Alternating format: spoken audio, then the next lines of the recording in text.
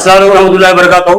मेरे साथ इस वक्त बेहरास के सीनियर कायद सनाउल्लाह खान है और उनसे मुख्तलिफ मामला पर बात होंगी और ये सवाल किया जाएगा कि ये जो है हमेशा ही सियासी मैदान में सरगर्म रहे और बहुत से इशूज पर इनकी गहरी नजर रहती है और जब भी बात करते हैं तो मुदल्लिल बात रहती है और वो नफ्स पे हाथ रखते हैं जिसकी वजह से बहुत से लोग तलमलाते हैं। तो आइए हम उनसे जो अवामी इशूज हैं जिनके इश्यू के लिए इस वक्त जो काविश जरूरी थी लेकिन उन पर कोई अमलावरी नहीं हो रही, उनको सख्त खाने का नजर बना दिया गया है, तो इस तरह से हम बात करेंगे सनाउल्लाह खान साहब से। सनाउल्लाह खान साहब, मैंने हाल में आपका एक वीडियो देखा था जिसमें आपने तनकीद की थी कांग्रेस की बरसर इख्तियार हुकूमत के ताल्लुक। तो आप ये कह सकते हैं कि जो क्या कांग्रेस जो मौजूदा हुकूमत है क्या फेलवर जा रही है? अगर आप सोचते हैं कि जो कांग्रेस फेल हो रही है तो उसकी वजह क्या है? आप किस बुनियाद पे जो बात कह सकते हैं? अस्सलाम वालेकुम रहमतुल्लाहि व बरकातहू। ये एक मेरे लिए बहुत बड़ी इज्जत की बात है कि हमारे निजामाबाद के one of the most senior journalist जो है मेरे से कुछ गुफ्तगू करने के लिए आए हैं और मैं ये समझता हूँ कि मैं इनके सामने, आपने ये कहा कि सियासी मैदान के अंदर मुझको जो है बहुत सारा जो है सेंसिटिव इश्यूज के ऊपर नजर रहती है। मैं भी अपना टाइम गैर जरूरी जाया नहीं करता हूँ। जहां मुझे मालूम है कि बात मुदल्लिल हो सकती है और जैसे बिल्कुल जैसे संजीदगी के साथ मसाइल पर आवाज उठाई जा सकती है, तो मैं वैसी शख्सियतों को जो हमेशा अपनी नजर में रखते हुए उनसे बात करता हूँ। अगर मैं आपके पास आके बैठा हुआ तो मैं समझता हूँ मैं ये कहना चाहूंगा कि सबसे पहले सेंसिटिव चीजों के ऊपर आपकी नजर रहती है जी, तो आपकी नजर से हम जो है कुछ सीखने का मौका मिलता है। तो मैं ये कहना चाहूंगा कि निजामाबाद हो या फिर हमारे इंटायर तेलंगाना स्टेट के अंदर, जिससे आपने सवाल ये पूछा कि कांग्रेस की गवर्नमेंट फेल हो चुकी है, मैं ये कहूंगा कि कांग्रेस, मैंने नहीं कहा, आपके उस वीडियो में था तो वही सवाल में उठाया पर। सबसे पहले तो बात यह है कि सबसे पहले अवाम ने यह डिसाइड कर लिया कि बार बार केसीआर हमको चाहिए, केसीआर कावाली, या फिर वो तमाम जो पास्ट में जो स्कीम्स थे, जिस तरह जो है अवाम हमारी जो है ना खुशहाल जिंदगी गुजार रही थी, वो तमाम चीजें जो सुकून और आफियत के साथ तेलंगाना अवाम गुजार रही थी, वो सुकून खत्म हो गया। सुकून खत्म होने की ये सबसे पहली निशानी ये है कि आप देख रहे हैं कि हमारे अतराफ में जो तेलंगाना की 10 साल हुकूमत के अंदर जो चीजें नहीं हुई, इन 2 साल ये 2 इयर्स ऑफ कांग्रेस की गवर्नमेंट के अंदर ये चीजें, फॉर एग्जाम्पल मिसाल के तौर पर अब आप देख ले कि हमारे केटीआर साहब का एक बहुत मशहूर स्टेटमेंट रहा कि उन्होंने ये कहा कि तेलंगाना की गवर्नमेंट आते ही सबसे पहले ये लोग आपको फसादात में जो है ना मुलविस कर देंगे और इनके पास इतनी कैपेबिलिटी नहीं है कि ये स्टेट गवर्नमेंट चला सके। ये जो गवर्नमेंट है ये दिल्ली से मॉनिटर की जाएगी, पूरा रिमोट कंट्रोल दिल्ली के पास होगा, यहाँ पे सिर्फ कुछ कार्टून लोग बैठे हुए होंगे और वो जैसा वहां पे चैनल चेंज होगा यहाँ पे जो है ना ये लोग यहाँ पे काम करेंगे। तो आपने देखा भी होगा कि कोई डिसीजन मेकिंग नहीं है रेवंत रेड्डी के पास, जो भी कुछ फैसले करना पड़ता है उन्हें या चार्टर प्लेन करते वहां पे जाते। 20 मरतबा तेलंगाना एरोप्लेन में बैठकर दिल्ली गए, 20 फसादात यहाँ पे हुए। तो अब आप देखिए कि मैं बहुत जिम्मेदारी से एक वर्ड इस्तेमाल कर रहा हूं कि रेवंत रेड्डी जो है ट्रांसफर ऑफ पावर की कोशिश में लगे हुए हैं। ये ट्रांसफर ऑफ पावर जो है वो कांग्रेस से हटाकर बीजेपी को देना चाह रहे। आप देखिए जहां जहां पे भी कांग्रेस ने हुकूमत की, उन्होंने सॉफ्ट तरीके से बीजेपी को अपना पावर ट्रांसफर किया। राजस्थान के अंदर उन्होंने जो है बीजेपी को दिया हुकूमत। आप कर्नाटका में बहुत स्ट्रांग गवर्नमेंट थी, अलायंस में थी जेडीयू के साथ, उन्होंने सॉफ्ट तरीके से जो है बीजेपी को पावर ट्रांसफर किया। अब वहां पे भी आप हालात देख लीजिए, सेम सिमिलर पैटर्न में वहीं पे भी वहां की भी आवाम को देख लीजिए। कांग्रेस की जो है ना फुल फ्लेज गवर्नमेंट है, 1/3 मेजोरिटी के साथ है। मैं आपकी बात को समझ लूं, बात तवील हो रही, मैं जरा शर्ट पे गुफ्तगू करना चाह रहा हूँ। अब आप जो इल्जाम लगाए कि जो सो बीजेपी के ताल्लुक से कांग्रेस नरम गोशा रखती है, तो आपकी जो बात है गैर महसूस तरीके से जो है बीजेपी के लिए रास्ता हमवार कर रही है। बिल्कुल सही बात है जो आप रास्ता। अब मैं आपसे सवाल करूंगा, केसीआर ने क्या काम किया था? मैं जो बोल रहा हूँ, जितने भी बिल पार्लियामेंट में पेश हुए थे मुस्लिम ताल्लुक रखने वाले, 3 तलाक का बिल से बहुत से बिल, वहां पर केसीआर की जो पॉलिसी थी गैर जानिबदाराना नहीं कहा जा सकता, या तो वॉकआउट करके जो खामोश मदद की गई या फिर जो उसकी तारीफ में उड़ दिया गया। किसानों से क्या कहेंगे? ये अभी आपको मैं हमेशा से ये एक सोशल मीडिया का बनाया हुआ जो है ना एक इल्जाम टीआरएस के ऊपर लगाया गया कि वो हमेशा आप ये में जब पोलिंग हुई, मैं एक क्या मौजूद थी, 30 सेकंड में आपको ये बात बोल दूंगा कि ये जो है टीआरएस को जो है हमेशा से जो है ना ये मतीन शरीफ के जैसे लोग जो इन्होंने इकोसिस्टम बनाकर कहा कि तेलंगाना की जो टीआरएस जो है, यानी उस वक्त जब टीआरएस थी तो बीआरएस जो है बी टीम है बीजेपी की, कहा उन्होंने, कुछ मुद्दे उठाए, उठाकर उन्होंने इल्जाम लगा दिया। मैं कहूंगा तेलंगाना की, यानी तेलंगाना स्टेट की अगर कोई ए टीम है, वो ए टीम सिर्फ बीआरएस पार्टी है। हम इसलिए कह रहे हैं क्योंकि हम ए टीम, इसलिए हमने सिर्फ अवामी मुद्दों के ऊपर बात की, हमने सिर्फ अवाम के भलाई के लिए और यहाँ पे सोशली इकोनॉमिकली अवाम को कैसे डेवलप करना है, यहाँ पे कम्युनल राइट्स कैसे नहीं होने देना है, इसके ऊपर हमारी गवर्नमेंट काम की। पिछले 10 सालों में आप देख लीजिए, आप सबसे पहला कारनामा हमारे केसीआर साहब का आप देखिए कि हमारे पास करंट 24 घंटे में से 8 घंटे करंट जाता था। सुबह 6 बजे जाता था, 10 बजे आता था, फिर शाम में जो है ना 4 बजे जाके 8 बजे आता था। जिस दिन हमारे केसीआर साहब उन्होंने हुकूमत संभाली, फर्स्ट काम उन्होंने ये किया कि पावर की जो है आपकी जो है करंट सप्लाई को कंटिन्यूस रखा। बाकी बहुत सारे काम है, हम तो आप गिना देना में फेल्योर भी है, थक जाते नहीं। अब रही बात कि आपने कहा ट्रिपल तलाक का मतलब है, दिगर मसाइलों में जो है ना या तो वॉकआउट किया या तो जो है ना साइलेंटली सपोर्ट किया। मैं आपको ये कहूंगा कि जब ट्रिपल तलाक का जो है ना, जिसको वुमेन एम्पावरमेंट बिल के नाम से पेश किया गया था, उस वक्त में सबसे पहले अगर औरतों की ताईद के लिए उस वक्त हमारे मैडम कविता जो है पार्लियामेंट के मेंबर थे, उन्होंने वुमेन एम्पावरमेंट और मुसलमान की जो औरतों के ताल्लुक से सबसे ज्यादा बेहतरीन गुफ्तगू, वन ऑफ दी जो है ना आप ये कह सकते हैं कि रिकॉर्ड के अंदर सबसे बेस्ट स्पीच रिकॉर्ड की गई थी। उसके बाद आप चाहे जब वुमेन, यहाँ यही निजामाबाद के अंदर टीआरएस के लीडरों ने जो है ना लीड किया था, कोई कांग्रेस का लीडर नहीं था भाई। और मैं समझता हूं कि आपने खुद कवर किया था जिस वक्त मजाज भाई ने ये प्रोग्राम को लीड किया था, निजामाबाद के अंदर एक रैली निकाली गई थी, कई 100 औरतों की तादाद जो है ना हमारे साथ थी ट्रिपल तलाक के बिल के अगेंस्ट में। अब रही बात वुमेन एम्पावरमेंट की, हमारी पार्टी टीआरएस पार्टी जो है ना बहुत क्रिस्टल क्लियर है। मैंने हमारे सनाउल्लाह खान साहब, मैं आपको ये नहीं करूँ कि जैसे ग्राउंड पे आपने काम नहीं किया, ग्राउंड पे तो काम हो रहा। मैं बात करूं जहां बिल्कुल फाइनल अंदाज में जो हमको काम करना चाहिए था, लेकिन पार्लियामेंट की बात करूंगा, वहां पर आपका रूल क्या था? मेरा सबसे बड़ा सवाल वो है। ग्राउंड में तो बहुत काम, मैडम भी मैदान में उतर गए, केटीआर साहब भी उतर गए, केसीआर साहब भी उतर गए, उन्होंने पुलिस स्टेशन निकाले, बहुत से मुद्दा करे, लेकिन प्रैक्टिकली पार्लियामेंट के अंदर क्या होता? अच्छा, आप जवाब नहीं है। जब हमारी ताकत थी, पूरे ताकत के साथ मुजाहरा किया पार्लियामेंट के अंदर, जब हम सबसे कमजोर थे यहाँ पे। अब आप देखिए कि वक्फ बिल के टाइम पे पूरे एंटायर स्टेट में सबसे खूबसूरत अंदाज में और बेहतरीन अंदाज में अगर किसी ने बात की तो वो सुरेश रेड्डी साहब ने की, और वो भी राज्यसभा। ये बात को आपको मानना पड़ेगा। आप तस्लीम करता हूं, आप सुरेश रेड्डी साहब को मैं सल्यूट करूंगा। नहीं, क्योंकि सुरेश रेड्डी साहब को आप नहीं चाहिए, पूरे मुल्क के लोग जो है ना सैल्यूट करना चाहिए। हमारी पार्टी ना तो स्टेट में रूलिंग में है, ना फिर हमारा कोई रिप्रेजेंटेशन है लोकसभा में, उसके बावजूद राज्यसभा में बेबाक तरीके से सुरेश रेड्डी साहब ने वक्फ अमेंडमेंट बिल के खिलाफ बात की। इसके बावजूद भी मुसलमानों ने इलेक्शन में केसीआर से दूरी इख्तियार की, तो इसकी वजह क्या है? देखिए, एक प्रोपेगेंडा जब चलाए, कांग्रेस को जो आके मुसलमान जुड़ने पर मजबूर हो गए। दरअसल जैसा कि बखौल आपके बीआरएस ने अच्छी हुकूमत गवर्नमेंट की, इसको मैं कुछ हद तक तस्लीम करता हूँ, एक मुकम्मल तौर पर नहीं मानता। तो मेरा सवाल यह है कि जो जब एक 60% 70% मुसलमान आपसे पसंद होता है, क्यों होता है? देखिए, अगर आप 60% 70% मुसलमान कहीं वजन हुआ ही नहीं, मुसलमानों ने बहुत अच्छी तरह से जो है ना रिप्लाई दिया वोट के जरिए। कहीं पे पोलराइजेशन हुआ, मगर किसी हद तक मुसलमानों ने केसीआर साहब का हाथ नहीं छोड़ा। अगर आप चाहे निजामाबाद के अंदर वोट बैंक लिख ले, अल्हम्दुलिल्लाह गणेश गुप्ता साहब को बहुत अच्छा वोट मिला, बावजूद शब्बीर अली साहब के। सेकंड पोजीशन पे आप हमारे शकील साहब थे, क्या उनको अच्छा वोट नहीं मिला? 1200-1500 वोटों से हारे उन्होंने। और दीगर इलाके जहां पे मुसलमानों ने कहीं पे भी साथ नहीं छोड़ा, करीमनगर के अंदर एमएलए साहब बने एंटायर मुसलमान के सपोर्ट पे। तो ऐसा नहीं है आप और एक इल्जाम लगा दूं मैं आप जी, आप उसका जवाब सोच के दीजिए।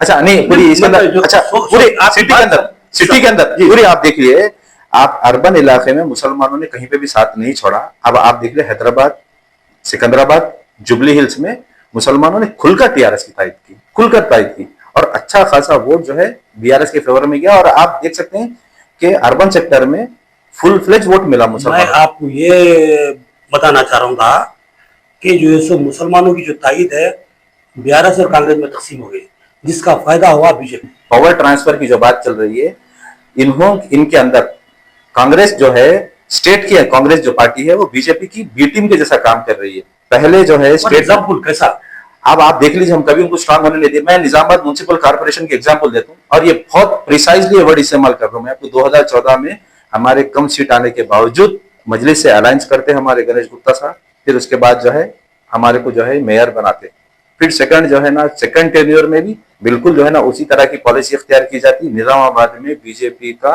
एग्जिस्टेंस खत्म कर दिए थे गणेश गुप्ता, बीजेपी का एग्जिस्टेंस खत्म कर दिए थे पोलराइजेशन की वजह से। महज रेवंत रेड्डी की आना, शब्बीर साहब को कामारेड्डी से हटाकर निजामाबाद भिजाकर जो है ना शब्बीर साहब को यहाँ पे लेकर आके ये एंटायर एरिया को पोलराइज किया गया। सिर्फ निजामाबाद नहीं, निजामाबाद, लिचपल्ली, आपके आरमोर और भोदन, ये 4 जगहों को कंप्लीटली पोलराइज कर दिया गया मुसलमानों से। वरना शकील साहब इलेक्शन हारने का इलेक्शन नहीं था। आज जाके आप भोदन में पूछिए, जो लोग सुदर्शन रेड्डी को वोट डाले वो लोग परेशान है।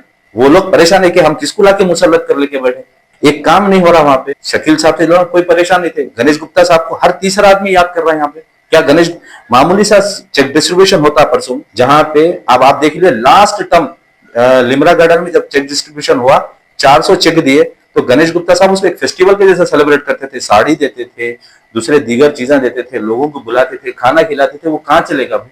आवाम से जो कनेक्शन था बिल्कुल खत्म कर दी कांग्रेस की हुकूमत।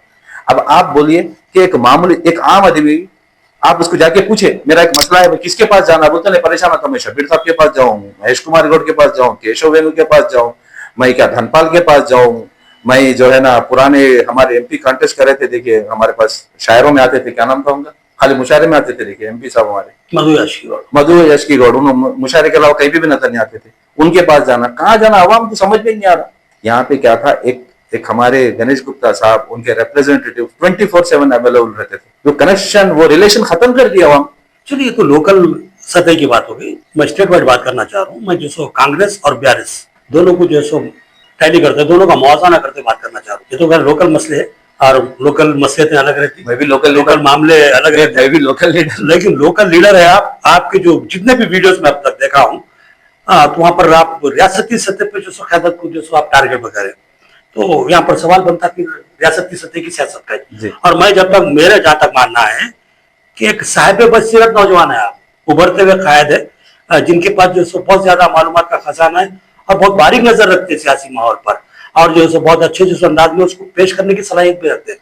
तो मेरा बोलने का मतलब ये है कि आप जो कंपेयर कर रहे हैं कांग्रेस और बीआरएस को, तो बीआरएस में भी खामियां हैं, कांग्रेस में होंगे, मैं इनकार नहीं कर रहा हूँ ना, मैं कांग्रेस का सपोर्ट करूँ, मैं बाइसेत जर्नलिस्ट, मैं जो सो बिल्कुल खुली किताब हूं, मैं हर जमात मेरी है, मैं बीजेपी को भी जो सो उतनी तरजीह देता हूँ जितनी कांग्रेस को देता हूँ, बीआरएस को वही तरजीह देता हूँ, मैं एमआईएम को वही तरजीह देता हूँ, क्योंकि मेरी तरजीह कोई एक जमात नहीं होती, मैं सबको लेकर चलना पड़ता, पूरे लीडर्स जो सो मेरे से अपने रहते, क्योंकि मैं जर्नलिस्ट हूँ। बिल्कुल सही बात। तो मेरे को हर एक का जो ओपिनियन है वो लेके जो सो पब्लिक के सामने रखना पड़ता।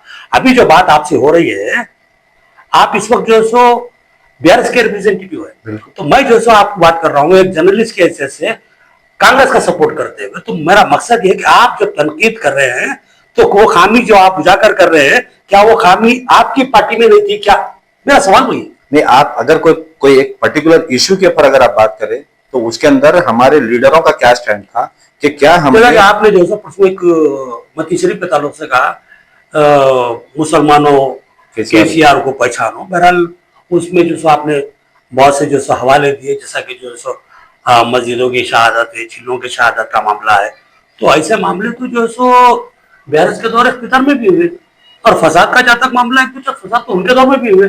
अब ये देखिए, आप जो बेस बना के बात करना चाह रहे हो, बेस हर दो के पास है, यहाँ पर भी हुए, यहाँ पर भी हुए। अब यहाँ तो मेरे को ऐसा महसूस हो रहा है, यहाँ पर तो लॉ एंड ऑर्डर कंट्रोल ही नहीं रहा हुकूमत का, तो यहाँ तो कैसे पेश महसूस हो रही, लेकिन आपके दौर में भी हुआ, जैसा कि खाना की मस्जिद शहीद हुई, सेक्रेटरीट की मस्जिद शहीद हुई, ऐसे 8 मसाजिद शहीद हुए।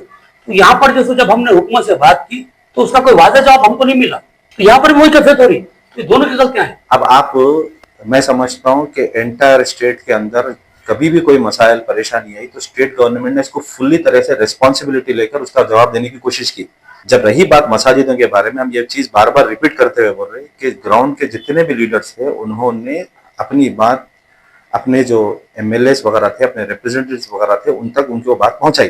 पहुंचाने के बाद आपने देखा होगा कि इलेक्शन से कुछ दिन पहले केटीआर साहब ने एक एक्सक्लूसिव इंटरव्यू सिर्फ मस्जिदों की शहादत के बारे में इंटरव्यू दिया कि ये क्या क्या एलिगेशंस लगाए गए हमारे पे, ये क्या क्या एलिगेशन का हमने क्या जवाब दिया।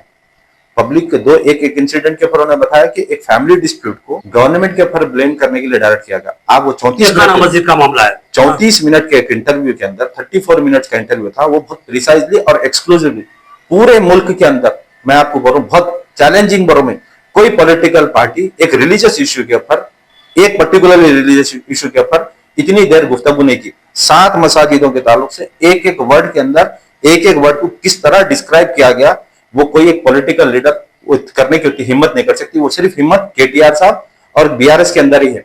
रही बात, आपने देखा होगा कि एलिगेशन की बात है, तो अब हमारा एलिगेशन आप देखिए, हमारा एलिगेशन पार्टी लगाने से पहले अवाम एलिगेशन लगा दे कि इसके अंदर डायरेक्ट जो है ना कांग्रेस पार्टी इन्वॉल्व है।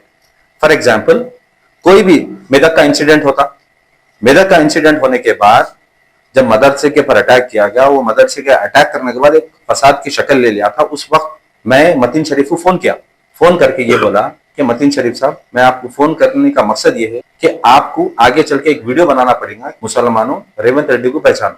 तो उनका जवाब ये था कि अब हम वीडियो तो नहीं बना सकते भाई, हम अलबत्ता हमारा डेलीगेशन लेके जाके हम रेवंत रेड्डी से साहब से बात कर सकते हैं, क्योंकि हम खरीबी आदमियों में से, उनका वर्ड है ये, एडमिट कर। तो मैं उनको ये बात बोला, लंबी गुफ्तगू चले, उसके बाद उनको मैं बोला कि मैं आपको फिर 1 साल के बाद या फिर 20 फसादात के बाद फोन करूंगा। मैं पहले फसाद के बाद फोन करा मैं उनको, फिर 20 फसाद के बाद फोन कराऊं। फोन करने के बाद ये बोला कि मेरा ये जो इंसिडेंट, मैं आपको कॉल करने का मतलब ये है कि आपको मेरा पहला कॉल को मैं रिमाइंड करते हुए आपको कॉल करूं कि आपकी हुकूमत में 20 फसादात हो गए। अब रही बात, अब आपकी जबान से क्यों नहीं निकल रहा मुसलमानों रेवंत रेड्डी को पहचानो, मुसलमानों रेवंत रेड्डी के कारनामा को पहचानो। हमको मतलब नहीं है भाई कि क्या बोलते हैं सो आप जो वादे करे, जो आपके 6 गारंटीज दिए वो दिए या नहीं दिए, हम अभी उनके ऊपर सवाल नहीं कर रहे। हम तो छोटा ना अभी देखो 6 गारंटी वादे करते, हम हमारी भाई आप केसीआर के वादे देखो, केसीआर एक तरफ वादा करती 25,000 रुपए जो है ना शादी मुबारक का वादा करती, हुकूमत निकलने से पहले 1 लाख रुपए तक जो है ना, आपकी बात मैं मानता हूँ, मैं हमारे वादों से हम ज्यादा करने की आवाम। मेरी बात सुन लीजिए। आप कालेश्वरम प्रोजेक्ट के बारे में मैं आपको बोलूं, कालेश्वरम प्रोजेक्ट का विजन था 2030 तक का, मगर हमारी हुकूमत 2050 का विजन लेके चलती। जो ये लोग हमारे लीडरों को ब्लेम करते, जैसे छोटे छोटे पेटी इशू पे, जो पहाड़ अपनी जो ब्रिज का मसला था, बावन साहब पहाड़ी का ब्रिज का मसला था, जबकि वो कॉन्ट्रैक्टर का मसला था। हमारे गैरतमंद हमारे गणेश गुप्ता साहब की जो खामोशी थी कि उन्होंने जो है ना वो उसको डिस्प्यूट क्रिएट नहीं करना चाह रहे थे, एक सीन क्रिएट नहीं करना चाह रहे थे, कॉन्ट्रैक्टर किस तरह उनको परेशान कर रहा। वरना आप देखेंगे पूरा परेशान क्यों कर रहा, क्या कमीशन का मसला था? नहीं, उनको उन्हें कोर्ट में केस डाला, बीजेपी का पपेट था उन्हें, उसका जो है ना, आप रिसेंटली इसकी फोटोस आए कांग्रेस के लीडरों के साथ। एक इकोसिस्टम के अंदर उनको बदनाम करने की साजिश की गई। और आप भी जानते कि जो है ना गणेश गुप्ता साहब जब इंटायर निजामाबाद के अंदर इतना बेहतरीन काम कर सक रहे, तो वो एक उन्हें कोर्ट से जो है ना जाके ऑर्डर लेकर आया, जबकि उसको 2 मरतबा उसका टेंडर कैंसिल हुआ, उसके बावजूद उन्हें जो है ना हाईकोर्ट से जो है कम बजट में लेकर आके सिर्फ महज गणेश गुप्ता साहब को बदनाम करने के लिए जो है ना वो ब्रिज का काम रुकाया। और उसका इंपैक्ट पड़ा डेफिनेटली, जो है ना वहां की आवाम को जो है ना राहत नहीं मिली, उसका असर जो है आपको मालूम भी हुआ। मगर ये साजिशों का हिस्सा था। मतीन शरीफ के जैसे लोग साजिश के हिस्से थे। कहां गया वो जर्नलिस्ट अबू अहमद जो बार बार जो है मसाजिदों के मसाइल को उठाते थे, आज जो है ना अब रेवंत रेड्डी के गोद में जाके बैठ गए। पर्सनल इश्यूज है, उस पर हिस्सा थे ये लोग। मैं क्या बोलूं, बात जैसा आप ये बोले कि मैं जर्नलिस्ट हूँ, मेरे से सारे लोग राब्ते में रहते, कि क्या ऐसे लोगों की आंखों की बात कर रहा, आंखों की बात नहीं पार्टियों की बात करना, तो आंखों में पर्दा क्यों पड़ गया? अबू अहमद को क्यों अब न्यूज नहीं मिल रही, क्यों फसादात की न्यूज नहीं मिल रही, कहीं क्यों जो है ना कोशिश अपने कर रहा ग्रे बोलने का अच्छा लग रहा था। जैसे मिसाल के तौर पे आप अभी बता रहे थे कि जैसे केसीआर साहब ने कुछ किया, बहुत कुछ किया, बहुत कुछ। चलिए मैं आपकी बात मैं दोहरा देता हूँ आपको क्या करे उन्होंने। सबसे पहली चीज जो है सो शादी मुबारक के पैसे कुछ कम थे, बढ़ाए दिए, इसमें कोई इनकार नहीं है। टेम्परेरी स्कूल कायम करे, ठीक है, ओके, कॉलेजेस कायम करे, ओके। लेकिन मैं जो बोलूँ, हमको जो बेसिक जो सपोर्ट की जरूरत थी, जैसा कि हमारे जो बेरोजगार नौजवान है उनको जो लोनों की जरूरत थी, कर्जाजात की, वो नहीं मिले। मुलाजिमतों की जरूरत थी, सरकारी मुलाजिमतें नहीं मिले। तो ऐसे बहुत सी चीजें जो बुनियादी जरूरतें थी उसको खत्म कर दिया गया। अब यहाँ पर कांग्रेस का दौर इख्तियार में बुनियादी सहूलतें हमको फराहम हो रही है, तो हम जो टैली करेंगे तो कैसा करेंगे? देखिए आप इस बारे में क्या बोलेंगे? ये देखिए, हम आपको ये बात बोल देना चाह रहे हैं कि एक बच्चा जो पढ़ा लिखा रहता अपने पूरे खानदान को पाल सकता। टिम्बरीज स्कूल की जो कायम करने का जो केसीआर साहब का जो सपना या जो ड्रीम था, बहुत बड़ा करामा है उनका, आप इनकार नहीं कर सकते। निजामाबाद के अंदर एक लैविश स्टाइल में बिल्कुल मॉडर्न तरीके से निजामाबाद के अंदर कई सारे जो है ना टिमरी से स्कूल बना दिए। एक स्लम बस्ती के अंदर अगर कोई जाके देखे तो महल नजर आता है। महल नजर, बिल्कुल सही बात। आप, मैं चैलेंज करके ये बात बोल सकता हूँ कि ये 5 साल आपको दिए गए ना कांग्रेस की हुकूमत में, निजामाबाद का पीसीसी है महेश कुमार गौड़ साहब, निजामाबाद के अंदर शब्बीर अली साहब ऑब्जर्वर है यहाँ पे, वो जो स्टेट एडवाइजर है और खुद इंचार्ज है यहाँ पे, खाली कलर करा लो बिल्डिंग। 5 साल आपकी हुकूमत है ना, बिल्डिंग गणेश गुप्ता साहब बनाए, आप खाली कलर करा के बता दो। वहां पे आप स्कूल बंद करने की प्लानिंग कर रहे हैं आप लोग। बच्चों को जो एक आला तरीन जो है ना पोजीशन पे लेके जाना चाह रहे थे, हमारे हुकूमत के जो पीरियड था उस पीरियड में हमारे पास इंटरनेशनल स्टूडेंट के अंदर स्कॉलरशिप दी गई, वो स्कॉलरशिप कहाँ गई? हमारी मैशियत को इस तरह मारा जा रहा। आप हमको 1 लाख रुपए 20,000 रुपए देके जो है ना हमारे पे एहसान कर रहे, लाखों रुपए दिए केसीआर साहब। एक बच्चा अगर यूएस में जाके पढ़ रहा नहीं भाई, उन्हें खानदानों को पाल सकता हूँ, खाली उन्हें जाके और पढ़ के आने के बाद हमारे पास जक़ात जो है ना, उसकी जक़ात जो है ना लाखों रुपए में निकलती। तो आप हमारे बच्चों के, एक बच्चे का फ्यूचर नहीं बनाए, एंटायर कम्युनिटी का, खानदान का जो है ना फ्यूचर बनाए केसीआर साहब। और जो है ना आप लोग जो है ये मामूली सी चीजों को उन्होंने जो है ना कर रहे, वो भी कर रहे नहीं, खाली वादे कर रहे। उसके अंदर दुनिया के कमीशन आए, दुनिया के जो है ना बहुत सारे मसाइल आगे आएंगे जब डिकआउट होंगे, जब हमारे जो है ना केसीआर साहब, केटीआर साहब जब आएंगे। इस मामले में तो कोई पार्टी दूध की धुली भी नहीं, स्कैम जब होंगे, जब बाहर आएंगे उसमें मैं पढ़ना नहीं चाहता। बहरहाल आपसे गुफ्तगू करने का मौका मिला, बहुत खुशी हुई, बहुत से बातों पे जो है खुलकर बात करने का मौका अच्छा, मिला। अब आपको और एक बात, मेरी बात खत्म करने से पहले बोलूं, बोलिए कि म्युनिसिपालिटी में इनका कोई रोल नहीं रहेगा कांग्रेस का। ये लोग बीजेपी को खत्म नहीं कर सकते। बीजेपी को खत्म करना है, निजामाबाद से वॉश आउट करना है, तो फिर टीआरएस की जरूरत पड़ती निजामाबाद को। और आपने देखा होगा ज्यादातर सीट जीतने के बावजूद भी वो लोग इख्तिदार पे नहीं आए। ये सिर्फ और सिर्फ गणेश गुप्ता साहब की जो है ना, वो क्या कहते हैं, पॉलिटिकल इंटेलिजेंस, हिकमत अमली जिसको बोलते हैं। और मैं उनको ये बात पहले भी बोला था, चाणक्य ऑफ निजामाबाद पॉलिटिक्स। चाणक्य हार भी सकता, जिंदगी में हार जीत तो लगी भी है, मगर चाणक्य ऑफ निजामाबाद पॉलिटिक्स गणेश गुप्ता साहब थे। और उनका एक एहसान है, याद रख लीजिए, कि 10 साल में कारपोरेशन पे बीजेपी को बैठने नहीं दिए। अगर वो कारपोरेशन में बैठ जाते तो जो है आज हमारे जो दूसरे जो मसाइल है वो कभी भी उनका हल नहीं निकलता था। तो कांग्रेस को जो है अगर आप जितना हो सके उतना इग्नोर करिए। इग्नोर करने से जो है जितना बीआरएस मजबूत होंगी ग्राउंड लेवल पर, कारपोरेशन बीआरएस कहाँ मजबूत हो सकती है? आप घर में फूट है, घर में फूट है, सवाल ही नहीं है ना। नहीं, घर में फूट, आप क्या मैसेज दे रहे हैं आपकी तकसीम से? नहीं, घर में फूट तो क्या, घर में फूट नहीं थी क्या? कांग्रेस के जो है ना इतने बड़े, कांग्रेस एक समंदर है भाई। अब कमान वहां से आती है कि यहाँ से आती है, कांग्रेस एक समंदर है। एक गा तो दूसरा तैयार हुआ था, या वन मैन शो है केसीआर साहब, लेकिन उनके सामने एक राइवल खड़ा होगा कि अभी तो मैडम की शक्ल में। नहीं, ये आप रेबल बनाने की कोशिश कर रहे हैं, मगर रेबल बना या नहीं बन चुका, पार्टी से सस्पेंड हो चुके हैं, सस्पेंड कर दिया गया। एंटी पार्टी एक्टिविटीज में जो भी मुलविज रहेंगे उनको जो है ना पार्टी से इख्तिदार, पार्टी से हटाने का जो है बिल्कुल जो है, जबकि सियासी मैदान में जो है इस बात का जो सो इल्जाम भी सामने आ रहा है कि अब केसीआर साहब की जो कमांड थी कमजोर पड़ गई। अब वहां पर हरीश राव और सतीश राव, इन लोगों का जो सो मौखूफ मजबूत होगा, जिसकी वजह से मैडम जैसी जो फाल कायद है, जिनकी जो सो पब्लिक में गिरफ्त है, उनको जो सो दूर कर दिया गया, जिसकी वजह से बीआरएस की जो अखलाकी टाई थी तकसीम हो गई। ये अब आप, ये हमारा और आपका ख्यास है। पॉलिटिक्स में जब तक जो चीज आंखों से देखी नहीं जाती, जब तक जो है ना रिटर्न में कोई चीज नहीं समझाई जा सकती, तब तक कोई जजमेंट हम पास नहीं करना चाहिए। तो है अपनी जगह, कल मामले मसाइल भी हो सकती नहीं, मसाइल का मंजरनामा बोलूंगा। ये सिर्फ और सिर्फ ये पार्टी की हरकत है और केसीआर साहब का, और क्या बोलते सो पार्टी का फैसला है। और सिर्फ पार्टी से अलग हुए, आज भी मैडम कविता जो है केसीआर साहब की बेटी है, वो रिश्ता ना खत्म होने वाला है, रिश्ता खत्म होने वाला नहीं है। और रिश्ता शायद हो सकता है मजबूत भी हो जाए, हो सकता है। आप अगर हमारे आवाम के लिए कुछ मैसेज, हमारे नाजरीन के लिए कुछ मैसेज देना चाह दीजिए, उसके बाद बात को समेटेंगे। हम भी एक अनएक्सपेक्टेड इंटरव्यू था, और मैं इसको इंटरव्यू तो नहीं कहूंगा, मैं ये कहूंगा कि एक मेरे दिल में कुछ चीजें थी जो आज हमारे नईम भाई के जरिए, नईम भाई के चैनल के जरिए मैं कह दिया। लोग ये कहते हैं कि जो है नईम भाई से बात करना है तो साथ में पानी गिलास ले लेके बैठना पड़ता।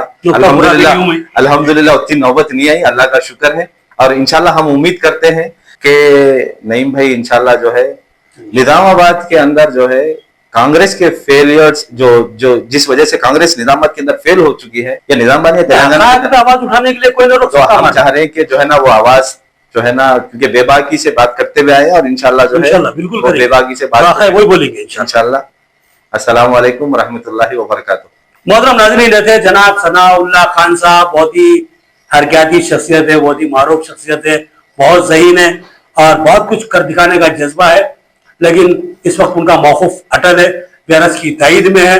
बहरहाल उनका अपना मौक़िफ़ है, हम उससे मुत्तफ़िक़ होना जरूरी नहीं है, लेकिन हम उनका जो है मुखालिफ भी नहीं कर सकते। बहुत सी बातें हैं जिसको हम तो ये चाह रहे करते हैं। हम तो ये चाह रहे कि अगली हुकूमत जब आए तो सबसे पहले जो जर्नलिस्टों से जो वादा किया गया था, वो जर्नलिस्टों को वादा पूरा मुकम्मल तौर पे सिर्फ और सिर्फ बीआरएस की हुकूमत कर सकती है इंशाल्लाह। तो देखिए इंशाल्लाह जो जो भी वादे किए गए थे जर्नलिस्टों के ताल्लुक से, जो इनके साथ से हकतलफी हुई थी, वो हकतलफी भी पूरी खत्म हो जाएंगी, क्योंकि कांग्रेस से तो ये लोग भी वाबस्ता नहीं, ये लोग भी जो है ना उम्मीदें लगा के नहीं बैठे हुए। सारे हर सेक्टर, चाहे जर्नलिस्ट सेक्टर हो, चाहे गवर्नमेंट सेक्टर हो, या चाहे दीगर कोई भी गवर्नमेंट के सेक्टर हो, पुलिस वगैरह हो या फिर जो लॉयर्स वगैरह हो, सबके सब ये उम्मीदें लगा के बैठे हुए कि अगला इलेक्शन आएगा तो हम आंख बनकर टीआरएस को वोट डालेंगे इंशाल्लाह। ये आपकी बात है, हर मेरा मुत्तफिक होना जरूरी है। तो मोहतरम नाज़रीन, अब हमने बहुत ही तफसीली गुफ्तगू कर ली, सनाउल्लाह खान से बात करने की बहुत दिन से ख्वाहिश थी, आज वो ख्वाहिश पूरी हुई। अब मुझे इजाज़त दीजिए, अल्लाह हाफिज।